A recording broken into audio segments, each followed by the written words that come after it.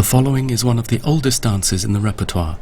It was first performed in 1754 by one of Kabuki's legendary onnagata, Nakamura Tomijuro I, and it is one example of Kabuki's so-called lion dances. Unlike many of the more famous later examples, however, here the central character is a woman. This is the dance, Hanabusa Shujaku Jishi.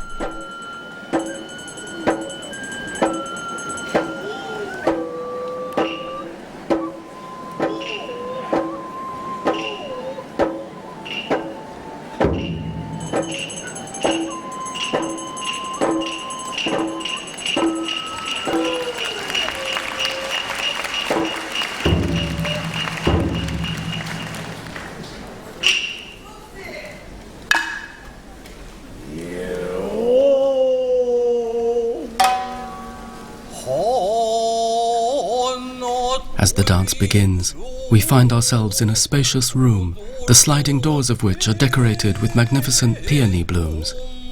It is late spring, and the singer's opening lines set the mood. As petals tumble and fall, butterflies leap in dismay. Only man, in his blindness, fails to note the seasons passing.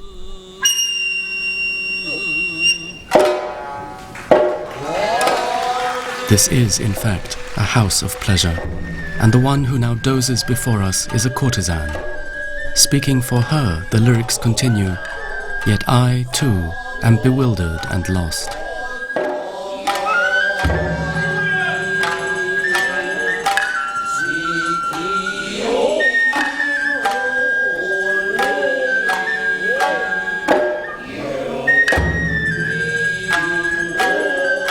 The actor is Nakamura Jakoemon IV.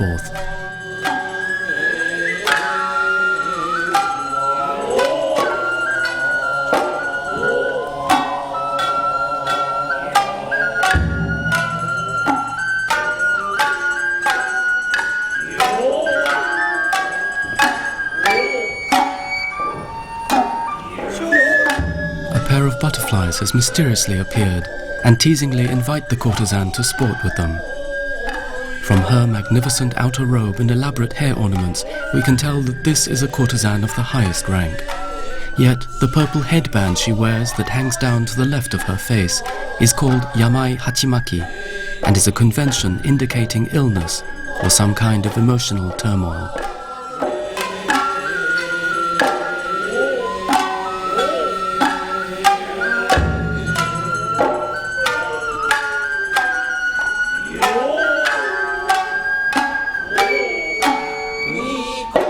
She will turn to glance back as we hear that the butterflies seem to flit in and out of the shade of flowers.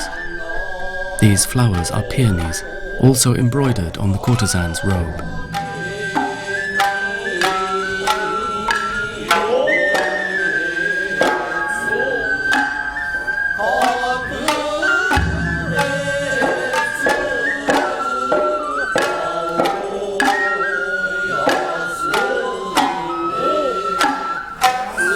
The courtesan looks down at her sleeve. Both hers and the butterfly's appearance is as tender as the new foliage of early summer. She looks up to view the trees.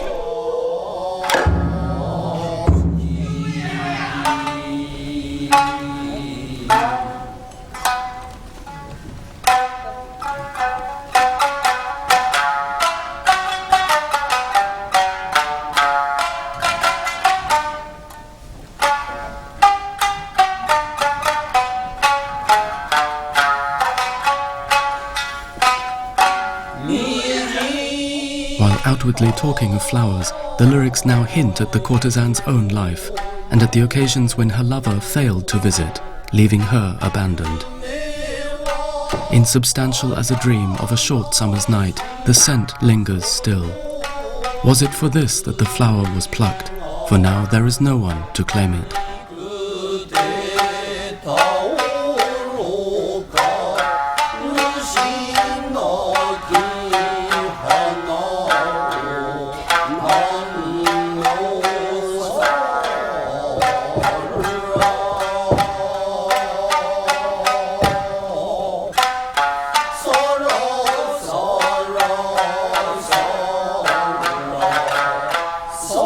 The lyrics go on. Ah, what a rogue is love.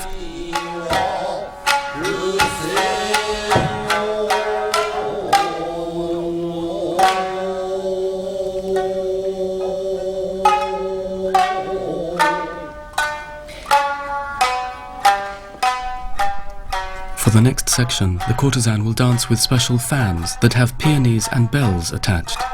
These fans symbolize the heads of mythical lions called shishi, and the long trailing cloths are their manes. A pair of such shishi, carved in stone, are often found guarding the entrance to temple grounds, for they are regarded as spiritual animals accompanying the Buddhist deity Monju, protector of wisdom.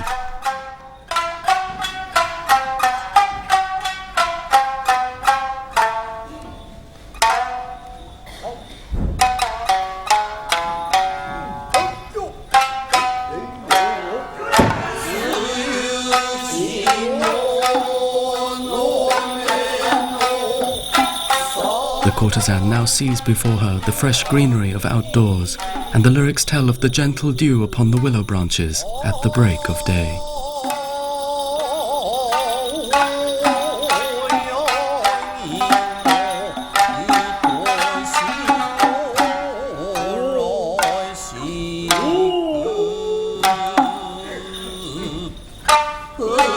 Gentle, too, is the pair of shishi, who seem to bow down their heads and flatten back their ears.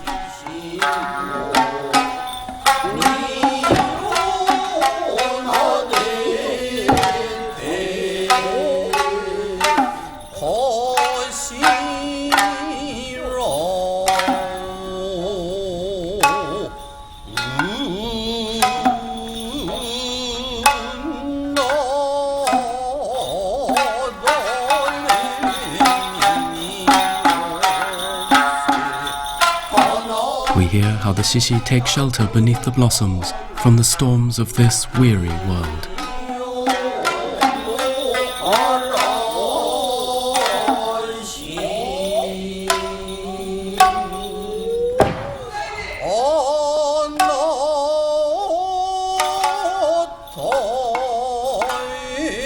They are enticed by first one and then another of the peonies.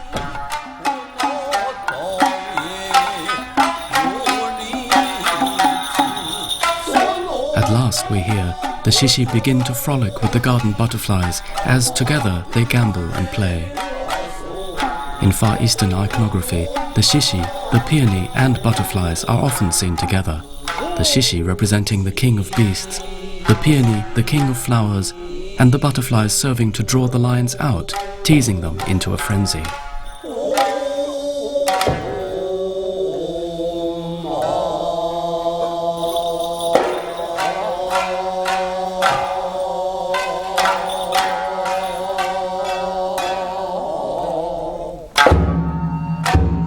The offstage musicians play a special section of music called gaku to create a more formal, stately atmosphere.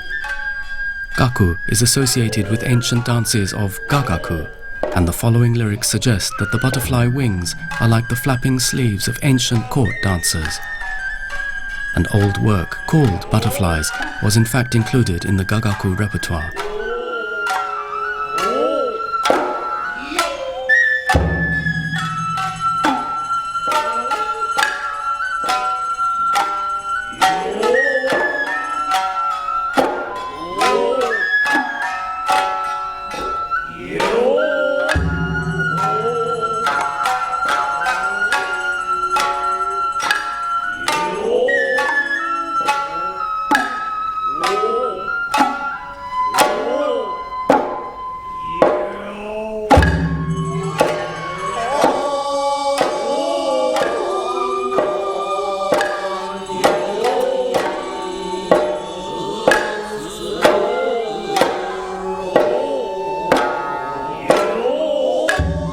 As the pair of butterflies flit from one flower to the next, their dance seems to be a form of courtship.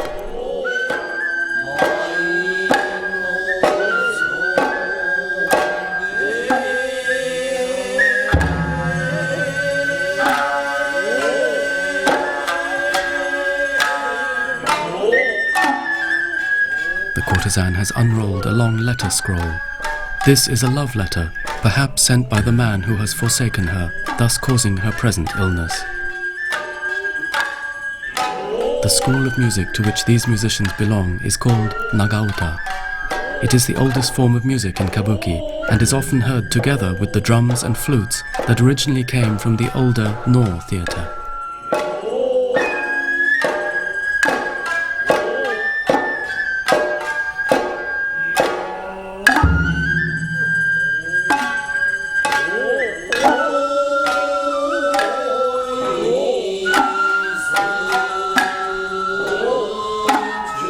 The butterflies are now likened to a pair of mythical lovebirds, so close that they flew with only one pair of wings and saw with only one pair of eyes.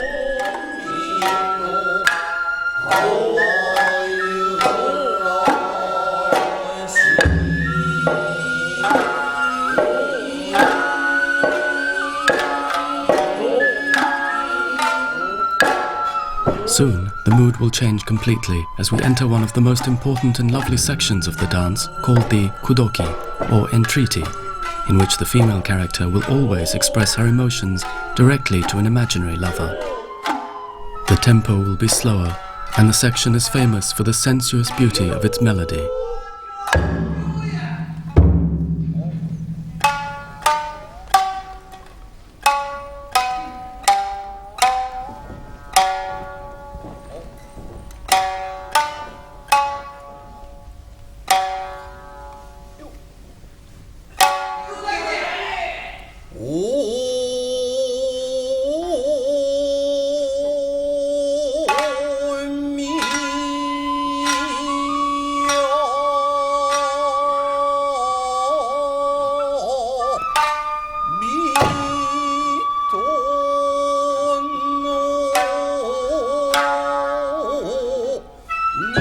We have been joined by a type of flute called shinobue, often used to create a sweet, rustic air.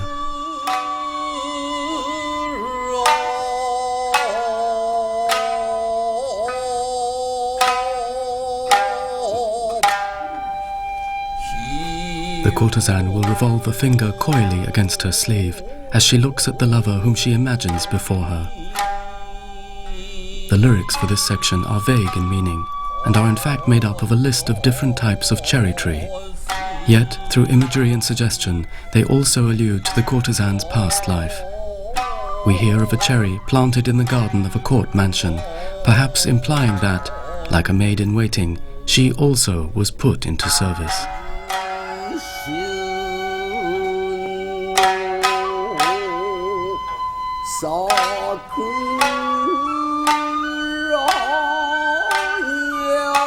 The stage assistants, called koken, help the actor prepare for a sudden quick change of costume, called hikinuki, signaling the transition to a different section of music.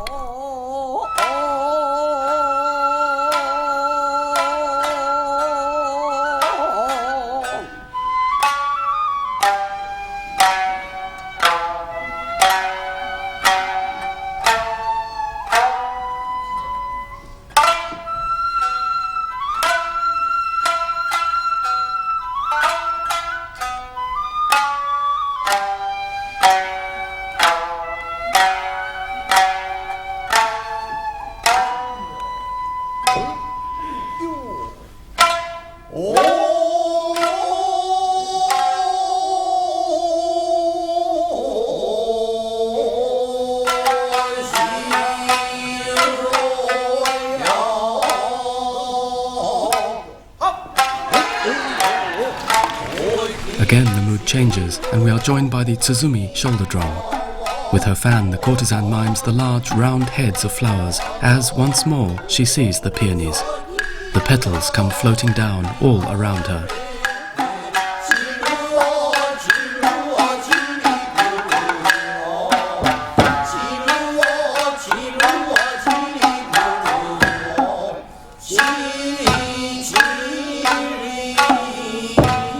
Holding out her fan, she catches a petal as it falls.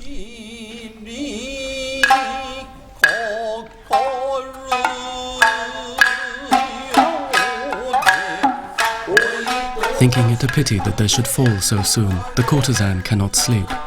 "Let us go to view the flowers," she cries. "Let us go to view the flowers."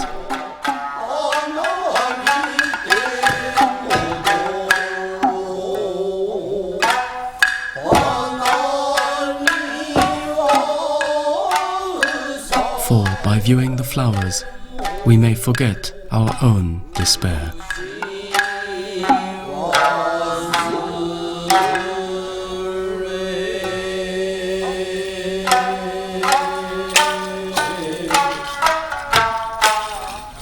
She now dances with a pair of tambourine-like drums called suzudaiko, creating a crisp and lively feeling.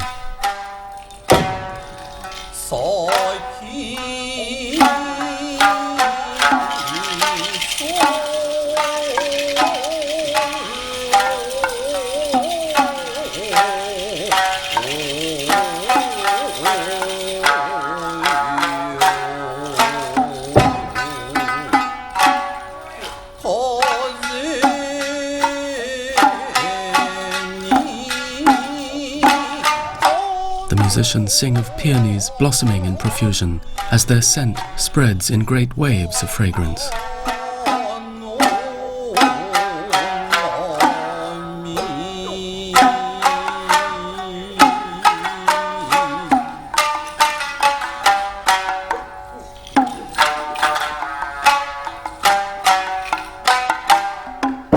Bashfully, she peeks out, as though looking through a sliding screen.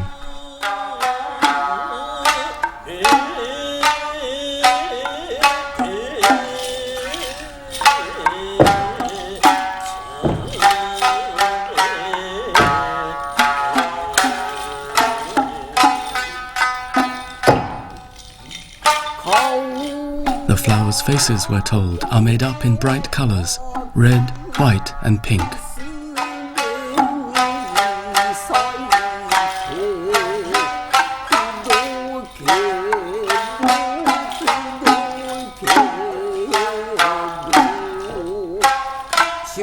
In traditional kabuki dances, it is common for actors to perform holding props, such as the tambourines we see here, cloths or scrolls, or most importantly, the fan.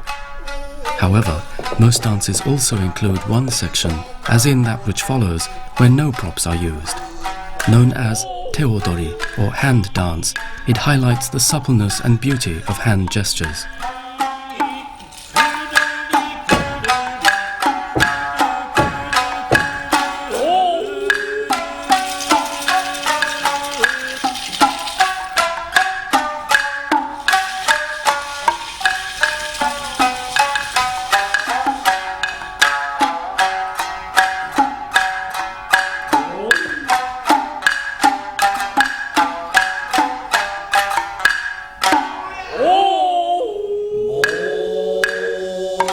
The scene changes.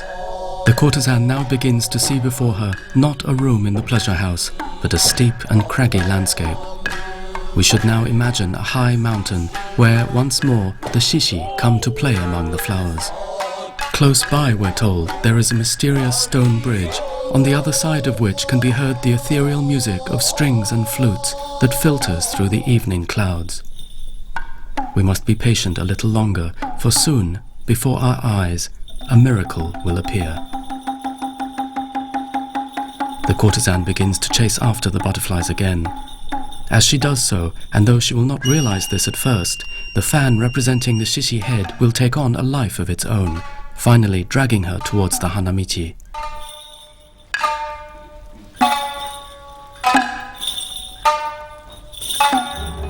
The beats of the large offstage drum suggest a rising breeze rattling the shutters.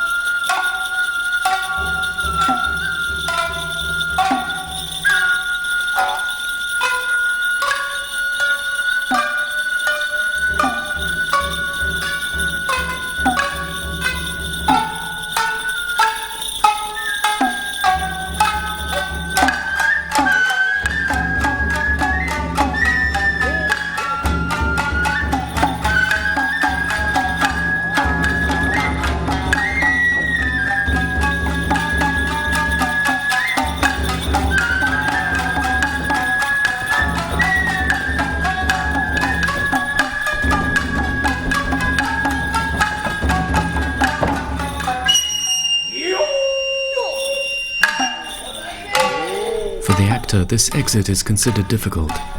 Unlike later versions of the lion dance, in which the characters appear to become completely possessed by the spirit of the shishi, in this dance, the actor must remain somewhat detached, never losing sight of the prescribed role type, which in this case is that of a proud and high-ranking courtesan.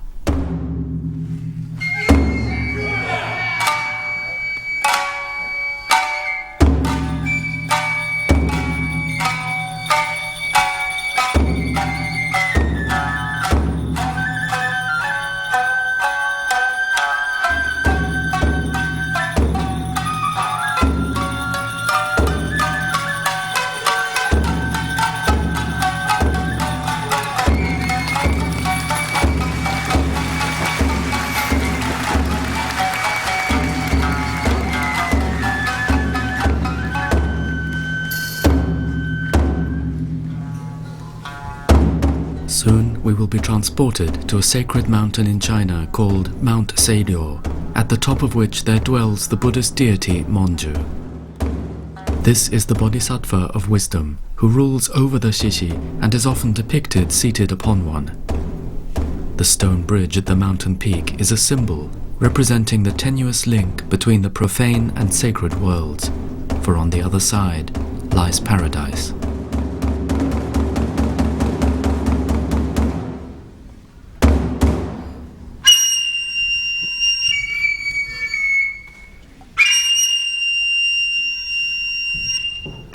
We now hear a section of percussion lifted directly from the Noh play Shakkyo, meaning stone bridge. The drawn-out calls made by some of the players are timing cues for the other musicians and help to establish rhythm.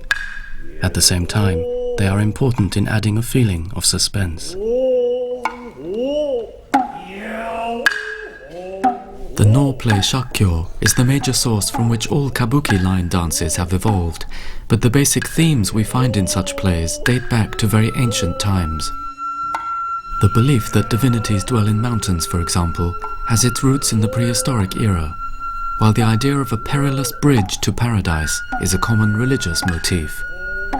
The journey was usually made through out-of-body states or dream-like visions. In the context of this work, one possible interpretation is that of deliverance from earthly care. What we will see in the next scene is the courtesan's vision, her dream of the divine world, and her final deliverance from human suffering.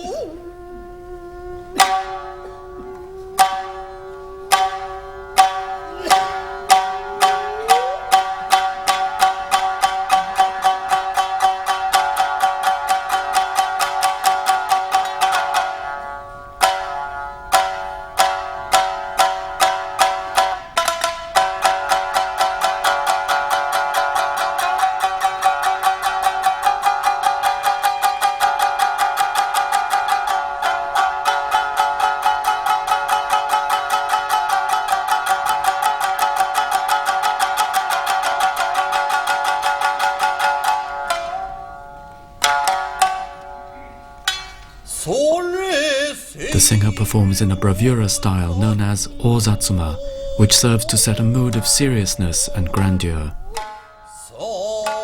The lead singer is Kineya Misaho, the shamisen player Kineya Mitaro.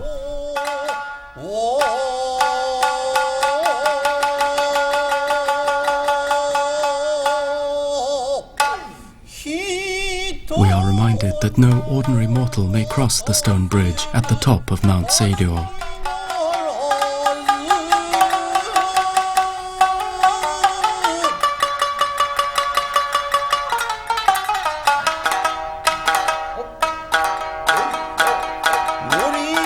The bridge was not made by the hand of man, but appeared of its own accord like a miracle. Since that time it has been given the name Shakkyo.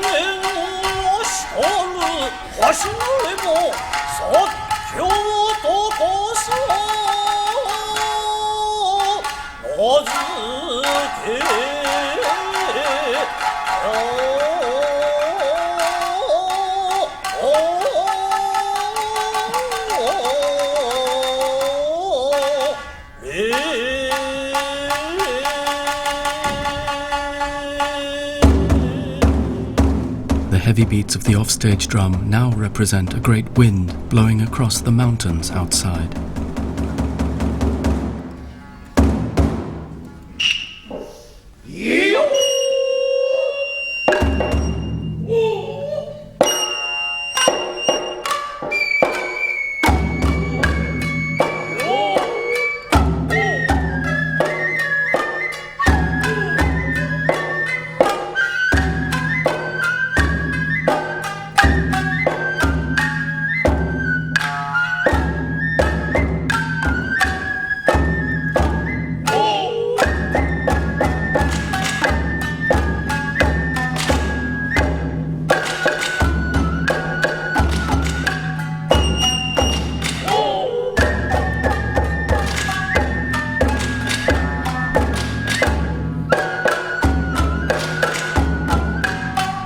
The scenery lifts, and before us we see the courtesan transformed, wearing the long red mane of the Shishi as she poses on top of the stone bridge.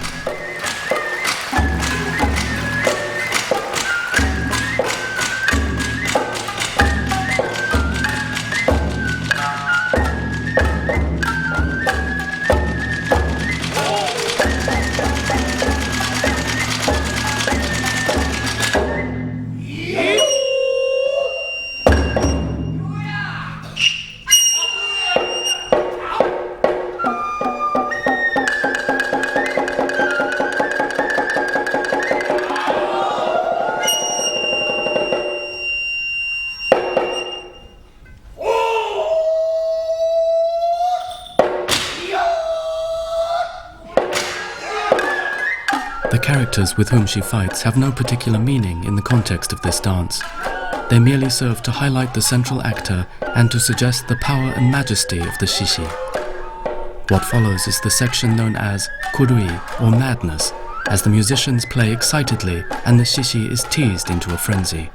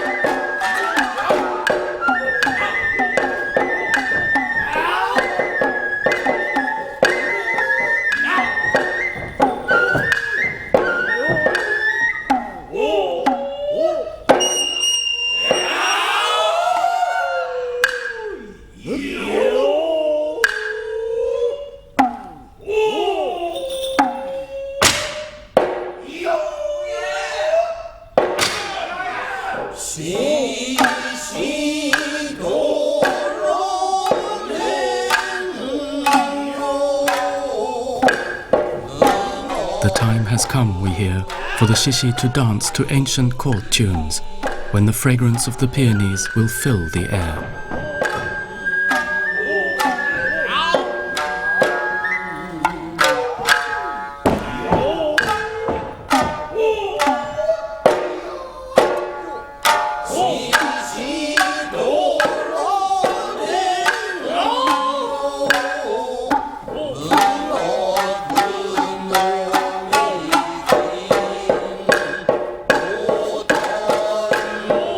hear the lines, "The cups of the peony blooms now overflow with scent.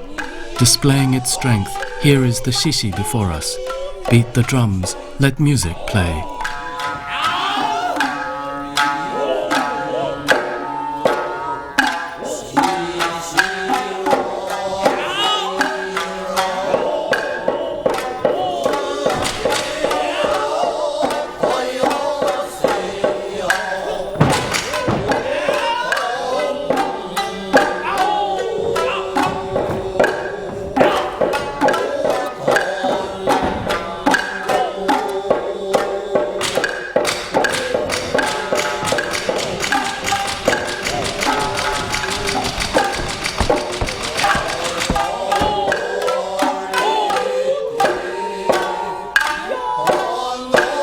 Sporting among the blossoms we hear, and tumbling among the branches, surely nothing can surpass the lion's ferocious majesty.